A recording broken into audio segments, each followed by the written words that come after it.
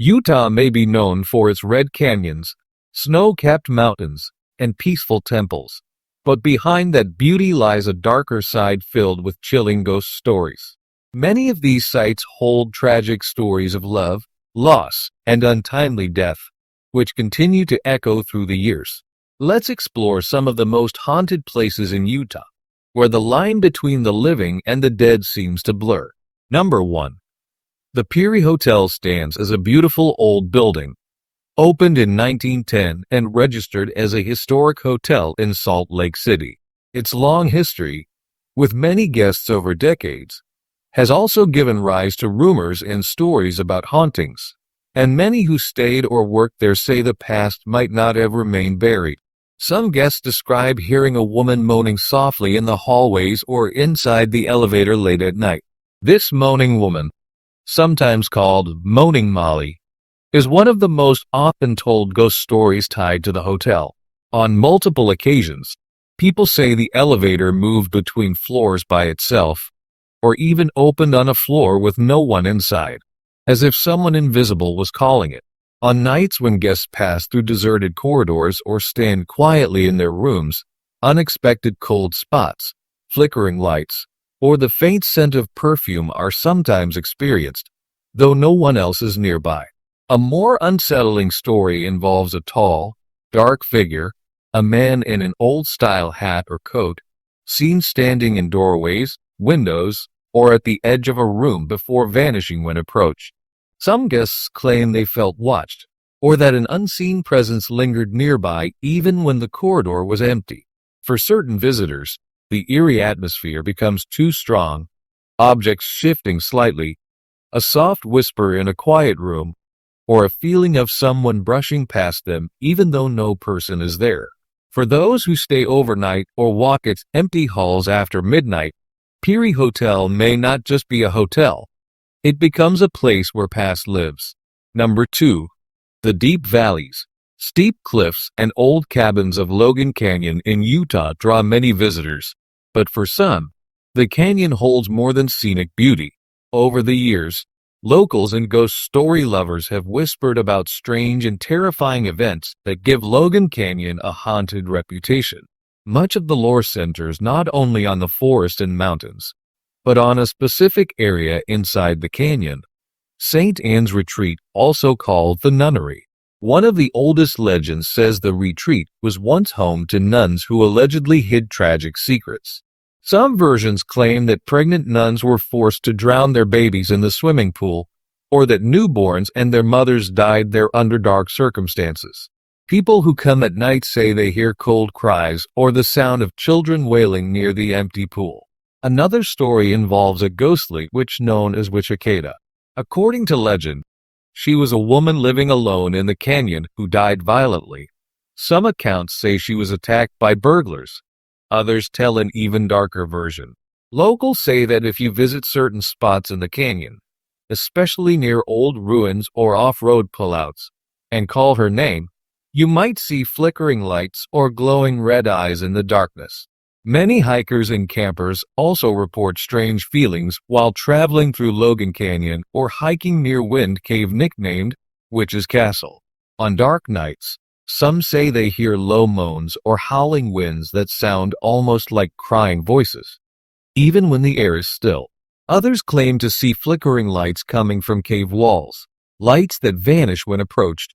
Number 3. The Washington School, and formerly the Washington Schoolhouse, sits quietly in Park City, its limestone walls and old-school charm hiding a darker legacy many believe still haunts the building. Over decades, lives passed through its halls, miners, families, workers, and for some locals and visitors, those past souls never left. One of the more chilling tales involves a ghost linked to the town's rough mining past. According to the guide of a local ghost tour, a miner named Freddie Hagland, killed in a saloon fight during the town's violent gold rush era, is said to wander around, unsettled and angry. People claim that on some nights, his figure has appeared through windows, or photos taken inside the building show strange, hooded shapes where nothing should be. Visitors and staff have reported strange, unsettling experiences inside the inn. Some guests even felt like unseen hands brushed past them, or sensed a silent presence nearby when alone in rooms long after midnight. Some skeptics dismiss these as illusions created by shadows or light, but for many, the repeated appearance of ghostly figures over years gives Washington School a reputation as one of Park City's most haunted spots. Number 4. The Salt Lake City Cemetery in Utah is one of the oldest, largest cemeteries in the United States, with burials going back to 1848 and more than 130,000 graves across over 120 acres. Because of its age and long history, many believe the cemetery is haunted. One of the most famous tales centers on a crypt known as Emo's grave. According to local legend, if a visitor lights a candle and walks backwards 3 times around the crypt while chanting Emo, Emo, Emo, then peers into the dark opening, they might see a pair of glowing red eyes staring back. Another unsettling story comes from a grave marked with the name Lily E. Gray, whose tombstone bears the strange inscription, "Victim of the Beast 666. Because of that inscription, many have speculated dark or supernatural reasons for her death, and some people claim to feel uneasy or sense a ghostly presence when near her grave at night. Visitors and ghost tour participants say the vast cemetery, with its old trees, narrow paths, and dimly lit corners, often feels alive in strange ways at night. Some report hearing footsteps behind them on empty paths, or seeing a child playing in the distance under a tree, only to have the figure vanish when approached. Because the cemetery has held so many lives over nearly 2 centuries, many believe its history is layered with sorrow, regret, and unresolved endings. Number 5. The Harold B. Lee Library has a quiet, scholarly air, but many who have visited or worked there claim that behind the silence lies something strange. Perhaps the most famous story is about the ghost chair. The legend says one day a strange-looking chair appeared in the harp room. The library staff did not know who brought it, and when they moved it out, it supposedly reappeared inside the room the next morning, repeatedly. The room itself is locked and only accessible via security codes, which adds to the mystery. One of the oldest tales is about a ghost dog said to roam the cemented basement. According to staff stories, there are paw prints in the concrete floor, with no sign of any living dog having walked there, giving rise to the idea of a spectral canine that never left. Inside the library's special music archive rooms, notably the harp room or the viola archive, some people report hearing unexplainable sounds. Students and workers claim to have heard footsteps, soft moans, or even the sensation of someone touching them when no one else was present, a sign, they say, of a ghostly presence lingering in the stacks. Number 6. The M.C. Kuhn Mansion in Salt Lake City, Utah, is a beautiful, old mansion built in 1901 for wealthy businessman Alfred W.M.C. Kuhn. But today many believe it hides more than just history. Because of odd events and strange stories from visitors, the mansion is often described as haunted. One of the most common tales tells of a little ghost girl. People say that during events, especially weddings, a girl dressed in white appears in the mansion. Some claim to have seen her dancing in the third-floor ballroom, or walking through rooms even when no one else is around. In one account, a piano player at a wedding said he saw a small figure float by while he played, but when he asked staff, they said nobody else was there. Another story involves a mysterious man in a black cape. Several visitors report glimpsing him in dim hallways or near the mansion's old rooms, especially around Christmas time. Some believe this might be the spirit of Alfred M.C. Kuhn himself returning to the home he built. Others tell of odd, unexplainable happenings. Furniture moving by itself, doors opening or closing without a person touching them, and cold spots felt in empty rooms. During some events, lights have flickered or switched on and off even though the electrical system had been turned off.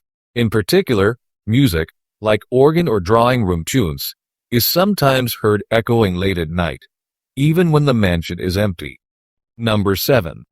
The Old Tooele Hospital, also known as Asylum 49, has a dark and chilling history, a history that many believe left restless spirits behind. Originally built in 1873 as a private home, it was later transformed into a poorhouse or residence for elderly and needy people. By the mid-20th century, it served as a hospital. Over the decades, many sick, elderly, or mentally ill residents lived and died inside its walls, often under grim conditions, and local lore argues that those painful deaths left a trace long after the building's doors closed. Many visitors and investigators claim the place remains haunted. One recurring story speaks of a ghostly nurse, called Nurse Maria, who allegedly roams the basement, or old patient rooms. People say they've heard her footsteps, or felt a cold presence where no living nurse should be. Others report seeing apparitions of former patients. A man named Wes, who reportedly suffered from Alzheimer's and died in the hospital, is said to still wander the halls, confused and lost. One long-standing legend tied to the building's past claims that the hospital lacked a proper morgue. Bodies were sometimes stacked in a single room until officials arrived. Locals believe this disrespectful treatment of the dead might have trapped souls. Many ghost hunters say a little girl named Jessica haunts the third floor or the lobby, sometimes heard giggling, calling for her mother, or glimpsed as a fleeting shadow. Some visitors say they felt as if unseen hands touched them, or experienced sudden cold spots, whispers, or muffled cries when alone. Number 8. The Capitol Theater in Salt Lake City, Utah, originally opened in 1913, is more than an old theater. Many believe it is haunted, with stories passed down by staff, visitors, and ghost hunters that suggest spirits never left its stage or hallways. One of the most famous ghost stories centers around a 17-year-old usher named Richard Duffin. In 1949, a fire broke out in the basement during a performance, and though most people escaped, Duffin died while helping others evacuate. Since then, many believe his spirit still roams the theater, unseen but active. Some workers and guards say they have smelled smoke in empty rooms, or heard muffled voices and footsteps when no one else was there. Another frequent account is strange behavior of theater lights and equipment. During rehearsals or performances, especially around the holidays, stage lights, spotlights, or rigging would go off or move without explanation, sometimes just before showtime. Many attribute these to a mischievous ghost inside managing the show from beyond. Some visitors claim to see shadowy figures along the walls, or a ghostly woman dressed in early 1900s clothing drifting across corridors or backstage, always vanishing when approached. On empty seats, security cameras have reportedly recorded what looks like a person rising and then vanishing, even though no one sat there. Because of all these repeated reports, many consider the Capitol Theater more than a historic performance space. Number 9. Bear Lake is known for its bright turquoise water and beautiful scenery, but under that calm surface, stories claim the lake hides something darker. For more than a century, residents and visitors have told tales of a strange creature haunting the water, the Bear Lake Monster. According to old accounts, the monster is described as a huge serpent-like beast, sometimes said to be nearly 90 feet long, with a strange head, sometimes likened to a cow or walrus, and a body that can move faster than a boat. In 1907, a tale tells of two men camping by the lake whose horse was found dead. Some say the monster attacked in the night. A child in 1937 claimed to see something huge sliding under their boat, and a Boy Scout leader in 1946 later said he glimpsed a large creature moving under the water. Because the legend of the Bear Lake Monster began in the 19th century, with a published letter describing a water devil from Native American oral history, many believe the ghostly energy of the lake continues. Number 10. U.S. Route 491 slices through remote desert, mountains, and vast emptiness, lonely landscapes that many say make it a perfect place for restless spirits. Some drivers claim they have seen phantom vehicles, a ghostly semi-truck or a black sedan, appearing out of nowhere at night, sometimes chasing them, or forcing them to swerve for safety, only for the strange vehicle to vanish into darkness. Others talk about hitchhikers who appear on the roadside. A person, often described as a lost traveler, asks for a ride, but then disappears suddenly when the car stops. Some believe these are spirits of people who died on the highway. In certain stretches, travelers say they saw lights dancing low along the road or in the sky, not like car headlights or airplanes, but mysterious orbs or moving lights that disappear if you try to approach. Because the highway once had a very high accident and fatality rate, especially under its old 666 designation, many believe those who died in crashes still roam. One repeated tale is that of a ghostly figure who appears suddenly on the road at night, sometimes in the middle of a curve, causing panic, then disappearing when headlights shine. Some people report eerie feelings of dread or cold spots when passing lonely stretches. On long, dark nights, a heavy silence, sudden goosebumps, or an unshakable feeling of being watched, even when alone in a car, make them believe something beyond nature is present. The abandoned Grafton Ghost Town, just south of Zion National Park, has long drawn people not only for its weathered pioneer-era buildings and red rock views, but also for stories claiming the place remains haunted by spirits of the past. Once a settlement called Wheeler, founded in 1859, it was rebuilt after floods and named Grafton. Over the years, floods, disease, conflict, and hardship forced many settlers away, leaving behind empty homes, a cemetery, and a town frozen in time. These tragedies laid the groundwork for haunting tales that persist today. Visitors to the old cemetery speak of sorrowful whispers, strange chills, or glimpses of ghostly figures among the gravestones. Some claim to hear what sounds like babies crying or children playing near the abandoned playground or old swing, though no living children are around. Others tell of hearing heavy footsteps on wooden walkways that are now gone, or seeing movement outside windows of empty homes, as if someone still lives there, among the dust and silence. One of the more persistent stories is about the so-called White Lady, a sorrowful female spirit believed to roam the ruins, sometimes seen near the old church or cemetery, mourning lost loved ones or searching for someone. At times, visitors on night tours report flickering lights in empty rooms or halls, odd cold spots, or a sense of being watched even when alone in the decaying buildings. There are also tales of unidentified shadows moving slowly past empty windows, shapes vanishing when approached, or photography enthusiasts capturing strange orbs or mist-like anomalies in photos taken near the town's old homes and the cemetery. Because so many settlers suffered hardship, many believe Grafton never really emptied. Not all its inhabitants moved on quietly. Utah's wild beauty and silent deserts hold more than just memories. They hold echoes. Every ghost story here, from the canyons to the churches, is a reminder that history doesn't sleep easily in this land. Shadows still move where tragedy once walked, and whispers of the past still drift through the mountain wind. Some say it's only imagination.